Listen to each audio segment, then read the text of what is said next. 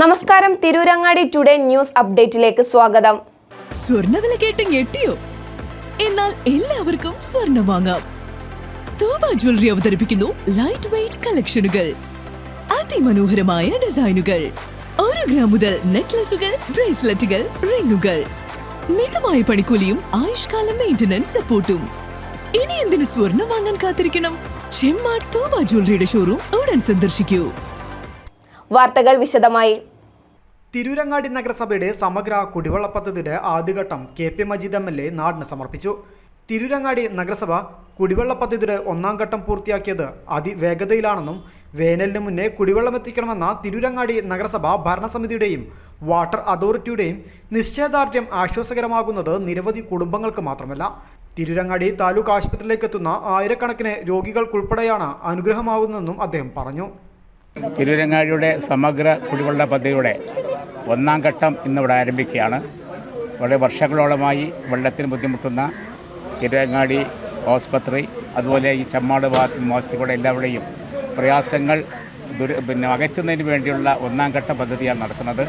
ഇതനുസരിച്ച് ഈ പ്രദേശത്ത് നമ്മുടെ പദ്ധതിയുടെ ആദ്യഘട്ട ഉദ്ഘാടനം ചെയ്യുന്നതോടുകൂടി എല്ലാവർക്കും വെള്ളം കിട്ടാവുന്ന സാധ്യത ഉണ്ടാകും.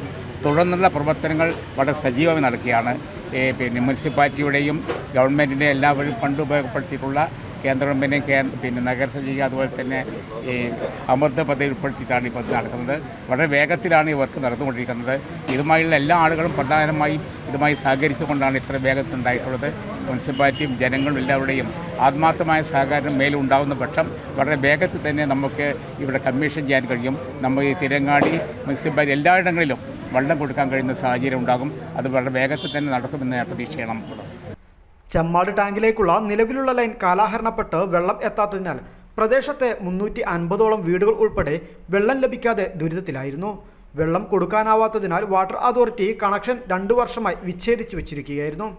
തിരൂരങ്ങാടി താലൂക്ക് ആശുപത്രി, taluk office, police station, Kozhikode road, Kalluparamban road, Masjid road മേഖല, Elimbattu road, Kodassery road, exchange road, village office പരിസരം തുടങ്ങിയ മേഖലയിൽ ഇതോടെ വെള്ളമെത്തി.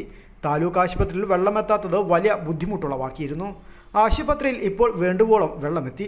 കല്ലക്കയത്തിൽ നിന്നും ചെമ്മാട് ടാങ്കിലേക്ക് 2800 മീറ്റർ പൈപ്പ് ലൈൻ സ്ഥാപിച്ചിട്ടുണ്ട്. തിരൂരങ്ങാടിയിലേക്ക് പൈപ്പ് ലൈൻ സ്ഥാപിച്ചു വരികയാണ്.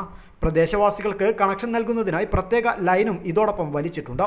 ചെമ്മാട് വാട്ടർ ടാങ്കിലേക്ക് മസ്ജിദ് റോഡിലൂടെയാണ് പൈപ്പ് ലൈൻ വലിച്ചിട്ടുള്ളത്. പുതിയ ലൈൻ വലിച്ചതോടെ പുതുതായി അപേക്ഷകർക്ക് കണക്ഷനുകളും നൽകാനാകും. ത്വരിതഗതിയിലാണ് പ്രവർത്തികൾ പുരോഗമിക്കുന്നത്. കരിപ്പറമ്പ് ടാങ്ക് പൂർത്തിയായിട്ടുണ്ട്. കക്കാട്, ചന്തപ്പടി ടാങ്കുകളുടെ നിർമ്മാണം പുരോഗമിക്കുകയാണെന്നും സമ്പൂർണ്ണ സമർപ്പണം ഈ വർഷം നടക്കുമെന്നും അധികൃതർ പറഞ്ഞു. താലൂക്ക് ആശുപത്രി വാട്ടർ ടാങ്ക് പരിസരത്ത് വെച്ച് നടന്ന ചടങ്ങിൽ ഡെപ്യൂട്ടി ചെയർപേഴ്സൺ സുലൈഖ കാലോടി ചടങ്ങിന് അധ്യക്ഷത വഹിച്ചു. CH Mahmood Haji, Iqbal Kallungal, CP Ismail, Mohanan വന്നിയൂർ, Rafeeq Parakkal, M Abdurahman Kutty, UK Mustafa master, K Chandran, CM Ali, doctor Prabhudas, CH Fazal, VV Abu, Radhakrishnan, Tirurangadi sub inspector Ashraf, EP Bava, Sona Ratheesha, CP Suhrabi, Muhsin, U Sainu, Kakkadavath Ahammed Kutty, CH Ayub, U ഇസു, Samad Karadan, Ayub Thalappil എന്നിവർ ചടങ്ങിൽ സംസാരിച്ചു. News bureau, Tirurangadi.